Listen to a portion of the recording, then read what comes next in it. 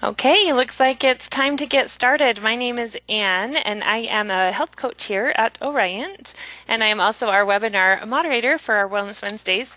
Today, our presenter is Coach Jessica, and she has prepared a great presentation for you on sleep. So before we get started learning all we ever wanted to know about sleep, I want to quickly remind everyone about the health promotion points that you can always get for participating in the webinars. Those will be applied to your participant accounts later today. And then also, we always love when people will interact with us on the questions or chat panel. So make sure you ask any questions if you want any follow-up after, if you want to talk to any of our health coaches about your personal situation with sleep or anything we can do to support you in getting your best sleep ever, just let us know. Otherwise, I'm going to just turn it over to Jessica. Jessica, tell us a little bit about yourself and your life here as a health coach for Oriant, and then go ahead and jump on in our presentation. All right. Thank you so much, Anne. As you said, my name is Jessica J. I'm one of the health coaches here at Oriant. I've been coaching for almost 5 years now, and you may have accidentally heard an end of my call, so apologize for anyone who kind of was privy to that. But we are so excited to present this topic today. We think this is just something that so much gets overlooked when we're talking about our overall health and well-being. And most of us know that we want to feel rested and achieve better quality sleep. We live hectic and sometimes stressful lives, and rest really just allows us to adequately address those issues, really be our best self, most alert, most patient. It affects, in some ways, our relationships with others and with ourselves, and really just to be the healthiest, of self that we can be. And so I'm so excited to be talking about this with you guys today. And we really appreciate you taking some time to learn more about this. We know time is our most precious resource, so thank you again for coming in today. So let's go ahead and get started.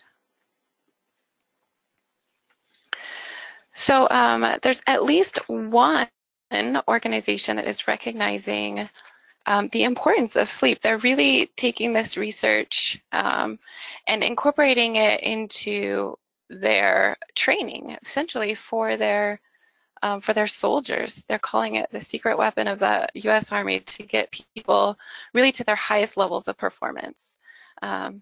Often when we think about health and nutrition, or when we think about health, we think of nutrition and exercise. And this could be just considered like a two-pronged approach. But really, if we're going to be our most healthy selves in our best, be our best every day, we really need to consider sleep. And so they're calling it one of the 3 pillars of good health. So sleep, nutrition, and exercise. And so we hope that today, so we often know what we should do, but it takes time to figure out how to put it into practice, right? We know often that we need to exercise. We know that we need to eat healthy. We know we need to sleep more. And so we hope today that you will learn more about why it's important, the benefits of good sleep, and then we hope by the end of the day you'll learn how to take action to make it a priority in your life and make it part of your routine. And that's our goal today. So Matthew Walker is one of sort of the leading researchers in sleep. He's the director of the Center for Human Sleep Science at the University of California, Berkeley. And he says this, he says, human beings are the only species that deliberately deprive themselves of sleep for no apparent gain. Many people walk around through their lives in an underslept state, not realizing it. And I might take issue with that. I think a lot of us realize it, but we kind of push through it. We push it to the back of our minds. We get through it, or we say, all these other things are important. I don't need sleep. We tell ourselves these things. I can make it, until it really sort of kind of catches up to us at some point. So I'd like to ask you, we must think that we gain something. We sometimes choose other things over sleep. And sometimes it's not a choice. Let's be honest. We're the first to admit that sometimes we totally understand, Ann and I as coaches, and for ourselves as well, we understand that there's times when you cannot necessarily get more sleep. Like there are certain things, there are very adequate reasons that you may not be able to get sleep. There are, however, some things that I'll be the first to admit as well are a choice, right? Sometimes we get stuck. Maybe we're, what do you call it, binge watching a show on Netflix, right? Raise your hand if you're that person. That's sometimes, if that sounds familiar to you. Sometimes, we end up either watching TV, getting stuck on our phones, social media, we're doing work emails. Maybe we're stressed out and we can't sleep, or some people have families, work, and maybe they're even going to school, and there's just very little time in the day to get everything done, and we totally understand that. So if you would take a minute, we would love a little bit of an interaction here to write in the comment box, what reasons do you have for not getting enough sleep? If you're willing to share that with us, and just let us know and let everyone know, because I'm sure you're not the only one, and we would love to hear from you. So, Jessica, we have some answers already. And one I think is really, really good. Like we use it as a way to gain time. Like we only have 24 hours in a day. And yeah. if we need more time than we have, then sleep is what goes. That's where we sacrifice. Some people also saying work, study, housework, just too much work, caffeine maybe during the day, taking naps during the day, what makes so you can't sleep at night, kids, oh, more family time, my partner stores. I mean, so many reasons, right? It's like blowing up so many great answers. I think we all can relate to this for sure. We all can. And, again, we totally understand. I have young kids. Anna and I were talking about this a couple days ago. We just, my kids, if you have young kids, if you have an infant or toddler, which is my life, I can't, hey, kid, don't wake up. Like, who among us wouldn't wish that we could just say that to our kids? Or, I mean, Anne, you have a different family situation. Oh, I have teenagers and it's August. So that means no sleep. In fact, last night I made a deal with my son. We had this little bet going and he won the bet and his reward was he got to stay up till midnight playing his Xbox. Which left me staying up till midnight, So teenagers in the summer are just, school starts next week, so I hope it'll get better. It's so true. I mean, I was up late. I was just telling you, I was up late practicing this the other night, past my preferred bedtime. My 5-year-old tells me, Mom, someday when I grow up, I'm going to stay up all night. I'm like, you can do whatever you want when you're grown up. I'm like, that's totally up to you. So, yeah, we have busy, super busy lives. But hopefully we'll take a look at maybe why you might want to reconsider pushing sleep to the back burner, that being one of the last things to go, right? So maybe let's talk about this. Yeah, so we had talked about, just hopefully realizing that sleep can and should be on our priority list because all these things we listed are priorities and it's kind of just how we prioritize them. Some questions that have come in that I think you're going to get to. One is like, what if I'm falling asleep, but then I wake up and can't go back to sleep, and other people addressing stress. Just a lot on our to-do list. There is a lot on this. Yeah, we could spend a ton of time on this. So yeah, we're so thank you all for your responses. We're hoping we're going to be able to address a lot of these. So what do we gain when we don't sleep? We gain all these things you've talked about, family time perhaps, or a cleaner house or whatever. But when we do take time to sleep, we get a lot of great benefits from that as well. And as health coaches, Ann and I, and maybe you can come along with this idea as well, that we are our best selves in our lives when we take care of ourselves. And that includes getting enough rest so that we have the energy that we need to attack all these other requirements that we have on us. So we need this time to repair our body. So you may not know this, but your body produces extra protein molecules while you're sleeping. And that helps you to be able to fight infection.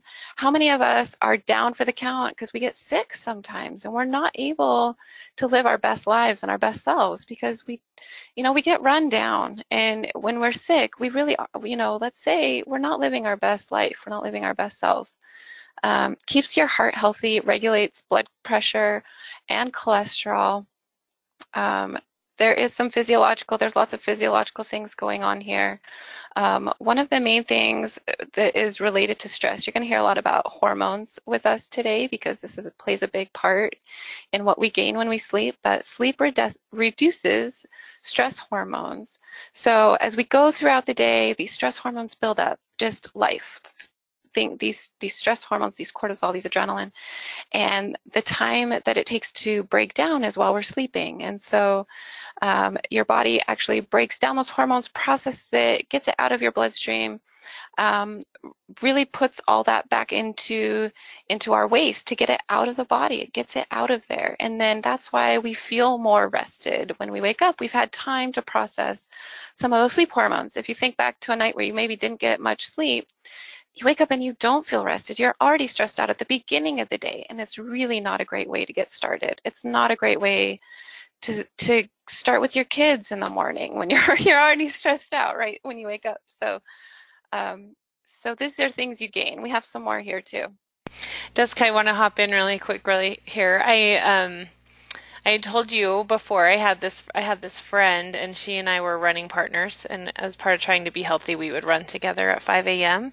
And one night one morning, it was early morning, we were meeting to run, and she had stayed up all night long. She had so much to do, she didn't go to bed, but she wanted to make her 5 a.m. run because she had set this goal and wanted to, stick to her routine, which I totally get.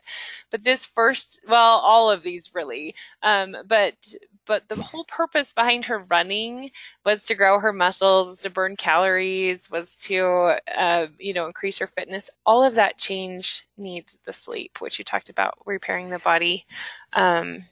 And then, of course, her stress level that she was causing herself to go on a morning run after no sleep. So it's kind of a balance. One of the comments that just came in that made me laugh was, how could I live so long and not know that sleep reduces stress hormones? And she said, wow. Oh, I'm so glad. Good. We're hoping this is going to help motivate people. Yes, exactly. This knowledge is power. We're trying to empower you to know why it's important, right? Knowledge is power. So yes. So sometimes sleep should trump maybe some of our other good habits or good things.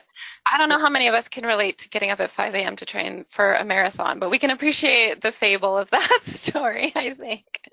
I don't know about you. I don't know about you guys listening, but I would not be running at that time without sleep. So this one, all right, so let's talk about more benefits. Again, physiologically, your brain, even as your body rests, your brain is actually very active and it is processing everything you've learned in the day. It's actually moving short-term memory to long-term memory. So anything that you've learned that day, if you're trying to remember names or facts, if you're someone who studies a lot for school and you need to remember things, sleep is really important to organize and correlate those memories. We know that sleep affects body weight in a lot of different ways. It's kind of a combination of not just the hormones that affect our appetite, but it's also the food choices that we make. And on the next one, also with diabetes, it also we process glucose more slowly, and insulin, again, being affected by reductions in sleep. So we can end up, if you're someone who's trying to lose weight, maybe you have a few more pounds or more pounds, and you're not getting enough sleep. Again, our hormones are being regulated during the time that we sleep. Our appetite is being regulated, and our glucose is being regulated. There's a lot going on behind the scenes, more than just being groggy or tired. And we've even read that you can actually reduce your lifespan if you're someone who's chronically sleep deprived. So again, if we wake up, so now mood disorders, we know we wake up cranky and irritable if we haven't got enough sleep, here and there. If you are someone that's chronically sleep deprived, this can actually result in long-term mood disorders such as depression and anxiety. So hopefully we're starting to tip the scales a little bit here by recognizing all these, again, physiological benefits and things that are happening when we give ourselves time to get adequate sleep. Jessica, I was thinking when you were talking about how sleep affects your body weight, and that appetite control, I think we've all kind of been there when we're tired and so we're hungry, when like we need energy, and so we might be craving food when really we need sleep, but we get so tired. I've noticed myself doing that. It's like really I need to sleep more than I need to eat this food, and I can totally tell that my hormones are affecting my Right. appetite control. Right. I think it's a band-aid, right? We're tired, so we're looking for a quick energy fix. So we're Yeah. reaching for caffeine, we're reaching for high-calorie foods, and we feel better temporarily, right? In the morning, you have your caffeine and you feel better, but in the afternoon, what happens? You have another slump. That starts to wear off. You're feeling tired again. What do we reach for again? It's just this cycle, and really, we really just need more sleep sometimes More to help. sleep and more water, both of those things will give you that energy much more than your Absolutely. caffeine fix. Absolutely. So, very cool. So, okay, so when we're talking about adequate sleep, what do we mean? I know some of you guys are going to raise your eyebrows at me, be like, Jessica, what are you talking about? The Sleep Foundation recommends 7 to 9 hours of sleep per night for adults. 7 to 9 hours of sleep. If you're getting anything less than 6 hours a night, you're going to start seeing some negative effects. And the reason being, so stick with me, your sleep-wake cycle, you know how there's stages of sleep that we go from light sleep stages into deeper sleep cycles, and then like REM sleep. We want to try to get through these stages. It takes about 7 hours to complete all of these cycles. So as we're going through, we want to go through all of them. This isn't something you can speed up. Same with the processing of your stress hormones. You can't speed up that process. Your body, it just takes time, and it happens while we're sleeping. It doesn't happen when we're awake. Um, and again, so looking at hormones, so adenosine, we call this the sleepy hormone. It builds up throughout the day, and the more it builds up in your bloodstream is how we get tired later in the day. So an average ideal cycle, 7 to 9 hours of sleep, followed by 15 to 17 hours of wakefulness. And so our hormones get regulated this way. They come to expect about the time we're going to bed, we get sleepy, and then melatonin is actually another sleep regulating hormone. It starts to build up when it's dark in the afternoon, and as it's dark, it's on all night, and then it starts to reduce when it starts getting light, and when it's time to wake up, it reduces. And when your melatonin is low, that's the time that your body starts to come out of sleep and starts to wake up. And so we're going to talk a little bit more about how these are affected with some of our habits, and why it's important to understand how hormones are just all at play while we're sleeping.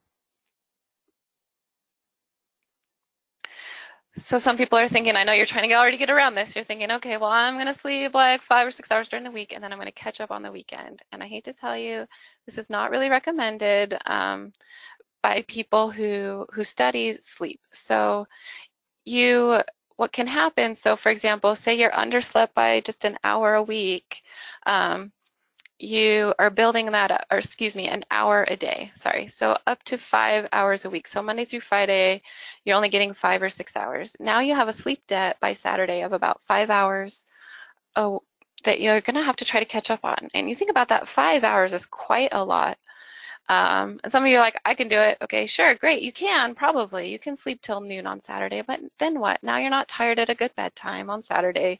It throws off your whole schedule. Sunday night now, so then you stay up super late on Saturday night. Now you're up, who knows when, again, late on Sunday. It's just going to throw you off. And your hormones now, remember this regulating cycle, these are going to be thrown off as well. And so it's not the best strategy. We're just going to say you take and do with this as you want, but it's not the best strategy to be sleep deprived during the week and try to catch up on the weekend, because it throws off your schedule. You're going to have a hard time falling asleep Sunday night on a regular schedule. You're going to be tired again Monday morning, and it's just going to start the cycle all over again. So if you can't go to bed, so say right now you'd like to get an hour more per night.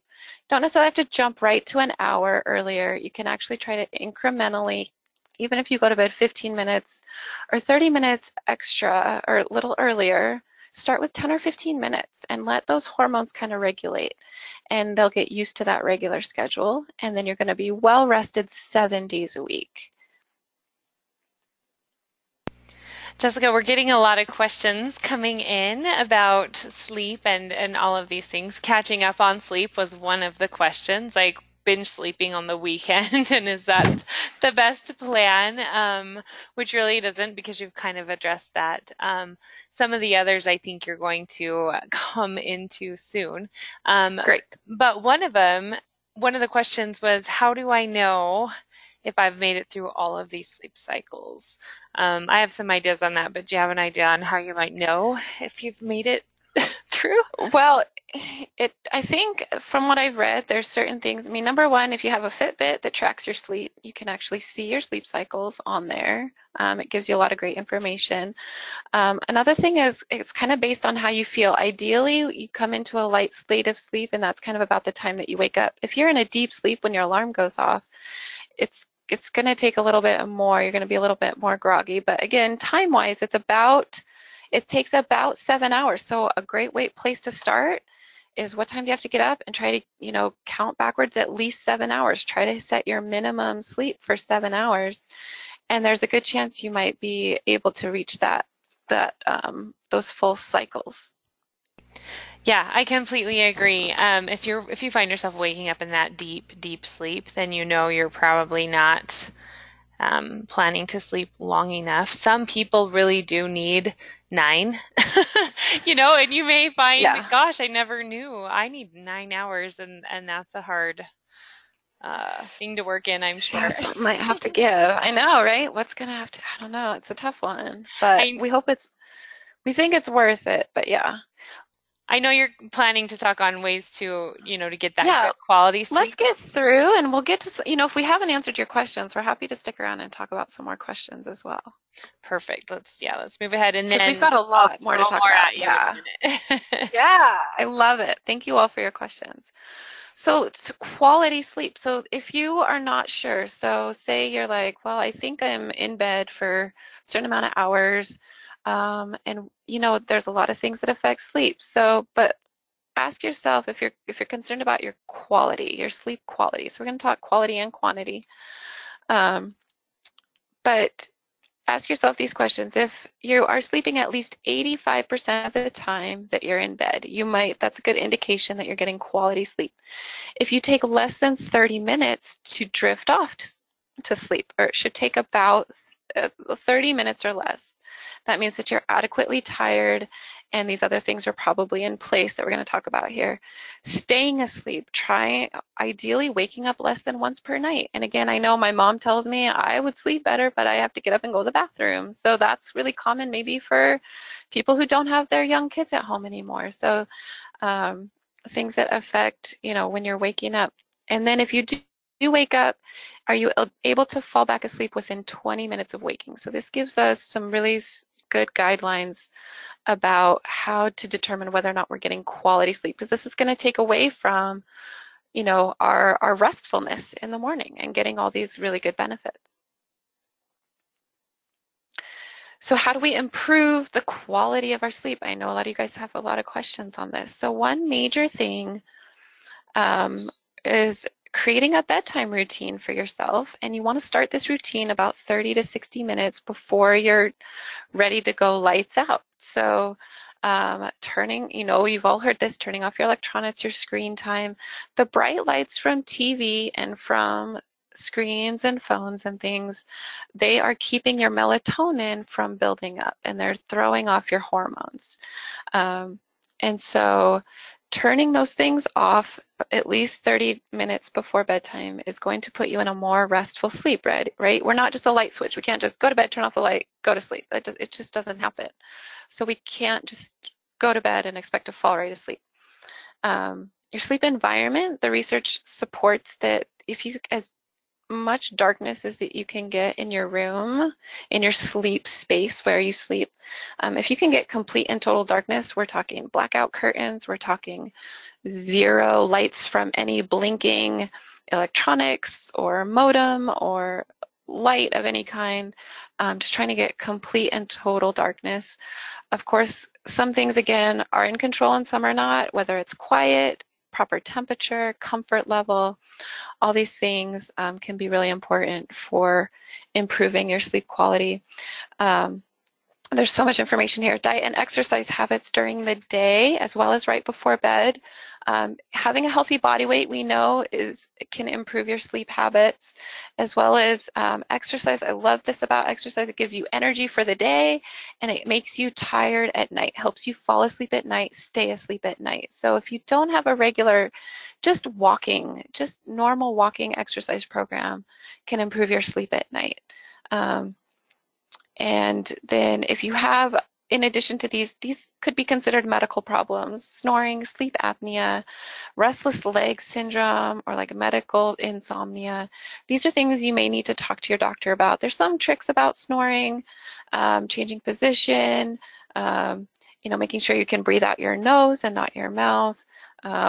For me, my trick is, actually my husband doesn't snore, but kicking somebody if they're snoring, right, getting them to turn over.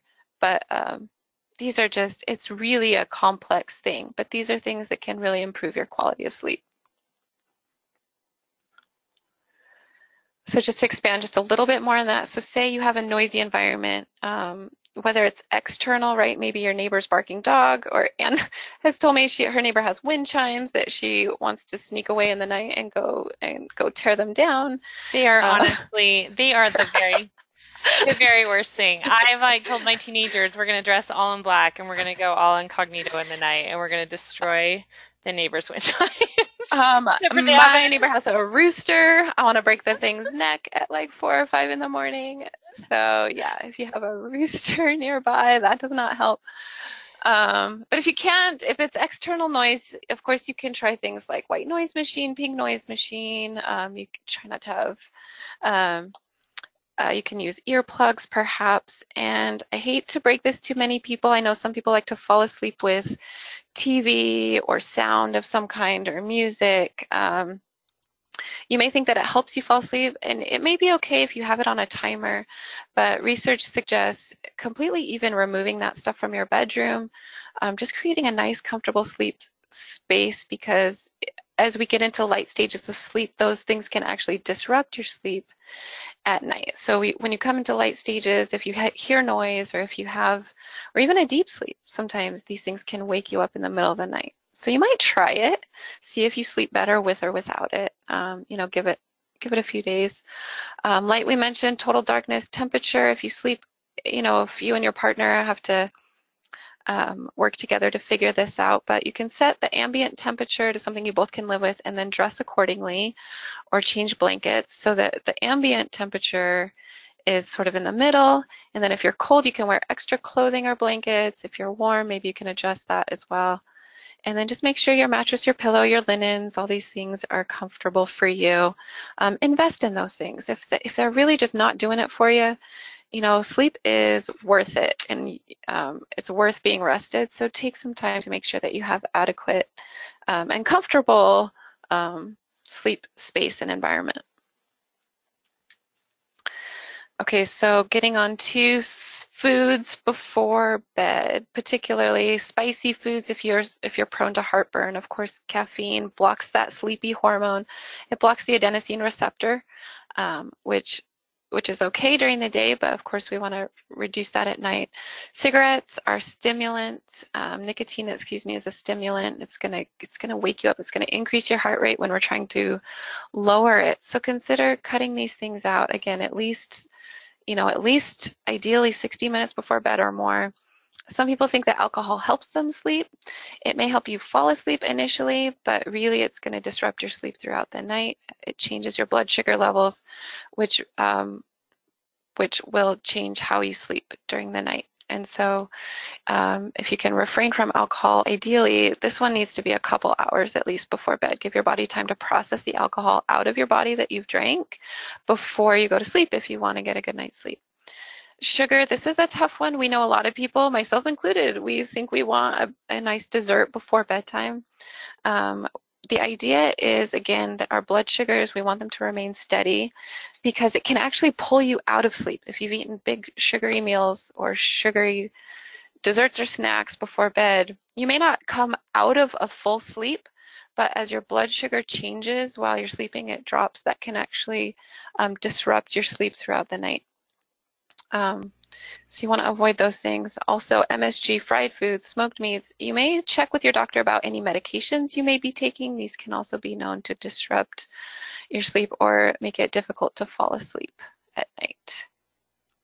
Jessica, we're getting close to being out of time here. I know this is your last topic, so maybe once you're done with this, we'll invite questions after we kind of wrap things up. Yeah, and if you need to go, we understand. Put some put some comments there as far as something you want to commit to. If there's just one thing you think you could try to do or do a little bit differently, we'd love to hear what you have to say. But if you can't fall asleep in the first place, there's some things that's recommended by the research. One thing is that try not to lay in bed. Remember, we want you to drift off by about 30 minutes. If you're not asleep and you're just laying in bed awake, it's not recommended just to lay there and just be like irritated, right? So you can actually get up, move to a different room, keep your lights dim, no screens, but perhaps try to find a way to perhaps pick up a book, maybe go through your relaxing routines again. Things we recommend might be a brief meditation session, just some deep breathing, a little bit of stretching or yoga. Try to just put your body in a relaxed state, and then you can try again. So take a little bit of time, when you're starting to feel sleepy again, but get out of bed, get out of the room, and then when it's time to come back to bed, hopefully you'll have better luck.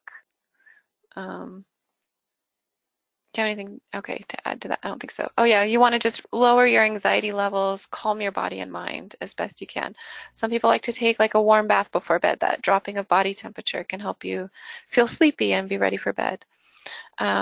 So we come back to this and we know this, but we're wondering what kind of things you guys think you can do to try to make sleep just a little bit more of a priority, right? 15 minutes earlier to bed, or changing your sleep environment in order to really fully realize our good health. Quantity matters. Most of us are in an underslept state. We need 7 to 9 hours of sleep as adults. We can improve the quality. We can try to make different choices, in what we're doing during the day as far as our healthy habits. And, it takes effort, like exercise, like nutrition. Good sleep doesn't just happen. It really takes a little bit of effort. It takes a little bit of intention. But there's small things you can do, and you may end up more rested, and that can affect your work, your relationships, how you feel just during the day. It can affect, your weight loss goals. I mean, there's just a lot of benefits to it besides not just being like tired. So we'd love to hear comments from people, what you think you might try to do to improve your sleep, and we hope that you have just a better quality of life as a result. And we really appreciate your time today.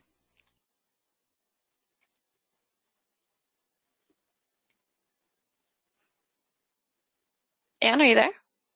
Oh, can you hear me? I was muted. Oh, now we can. I was talking to myself. Yeah, we've had a lot of people answer that question and what they're going to do as a result of this webinar, things they're going to try. One person said that they tend to check their phone before bed, and they're going to commit to not doing that within 30 minutes of bedtime.